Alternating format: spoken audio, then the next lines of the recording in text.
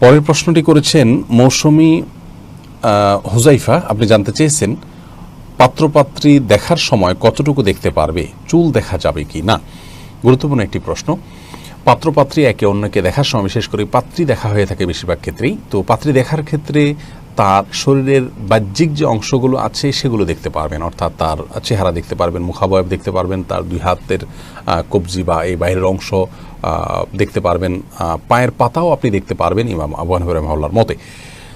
আর এর বাইরে তার অন্য শরীরের কোনো অংশ আপনি দেখতে পারবেন না।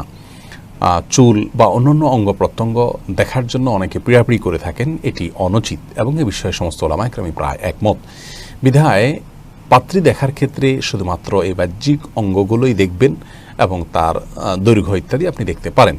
যদি আপনাকে আরও ভালোভাবে দেখতে হয়, পরখ করতে হয়, তাহলে সেক্ষেত্রে আপনার পরিবারের কোনো নারী সদস্যের মাধ্যমে তাকে আপনি দেখতে পারেন, তাদের মাধ্যমে আপনি তার ব্যাপারে অনুসন্ধান চালাতে পারেন। কিন্তু আপনি পাত্র হিসাবে তাকে শরীরের চুল টুল ইত্যাদি এগুলো উন্মুক্ত করে দেখা এটা উচিত নয়। অনেকে পাত্রী দেখতে গিয়ে তাকে হাঁটায়, উঠায়, বসায় এবং অকারণে আপনার পাত্রী দেখার নাম করে ওই পাত্রীকে একরকম অপমান করে ছাড়ে।